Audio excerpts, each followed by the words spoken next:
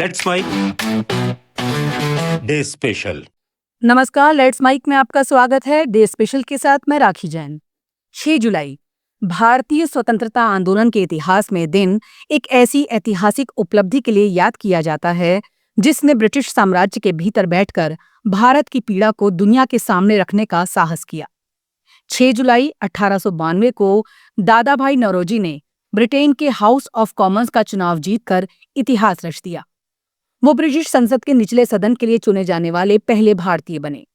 ये केवल एक चुनावी जीत नहीं थी, बल्कि उस समय की सबसे बड़ी औपनिवेशिक शक्ति के केंद्र में भारत की आवाज पहुंचने का ऐतिहासिक क्षण था। 19वीं शताब्दी के अंतिम वर्षों में भारत पूरी तरह ब्रिटिश शासन के अधीन था। देश की संपत्ति लगातार इंग्लैंड भेजी जा रही थी, किसानों पर करों का बोझ बढ़ रहा था और भारतीयों को शासन में बहुत कम भागीदारी मिलती थी। ऐसे समय में कुछ भारतीय नेताओं ने महसूस किया कि भारत की समस्याओं को केवल भारत में ही नहीं, बल्कि ब्रिटिश संसद के भीतर भी उठाया जाना चाहिए। दादा भाई नौरोजी इस सोच के सबसे बड़े प्रतिनिधि बने। 4 सितंबर 1825 को तत्कालीन बॉम्बे यानी आज के मुंबई में एक पारसी परिवार में जन्मे दादा भाई नौरोजी बचपन से ही मेधावी छात्र थे।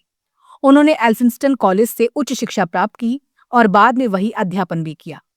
वो उन पहले भारतीयों में शामिल थे जिन्होंने आधुनिक शिक्षा को राष्ट्रीय जागरण का माध्यम बनाया।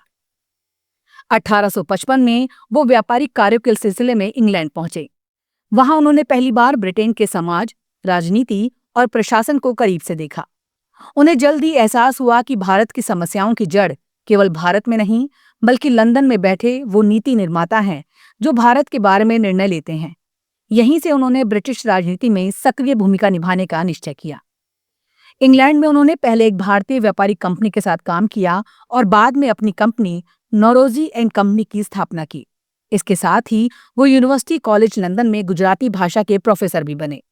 लेकिन उनका असली उद्देश्य व्यापार या अध्यापन नहीं, बल्कि भारत के अधिकारों के लिए संघर्ष करना था। दादा भाई नौरोजी ने अर्थशास्त्र क्षेत्र में भी महत्वपूर्ण योगदान दिया। उन्होंने प्रसिद्ध ड्रेइंग थ्योरी यानी धन निकासी सिद्धांत प्रस्तुत किया।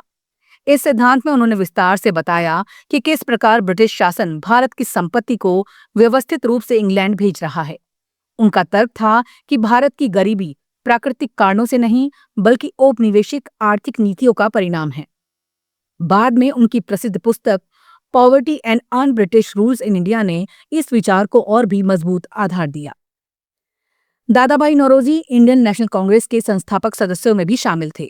वो 3 बार कांग्रेस के अध्यक्ष बने और उन्होंने पहली बार कांग्रेस के मंच से भारत के लिए स्वशासन की मांग को स्पष्ट रूप से रखा।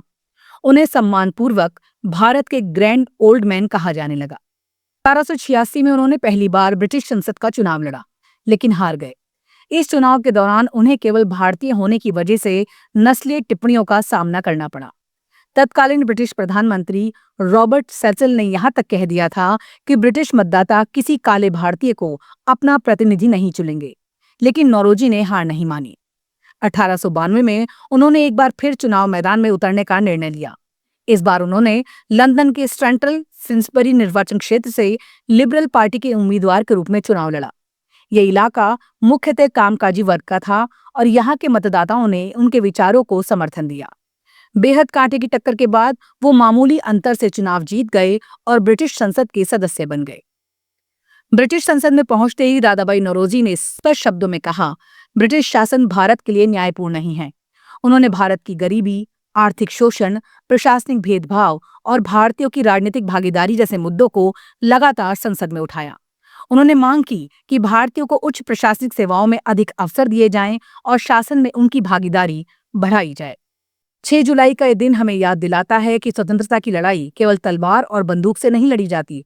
कभी कभी विचार, तर्क, लेखनी और लोकतांत्रिक मंच भी उतने ही प्रभावशाली हथियार बन जाते हैं।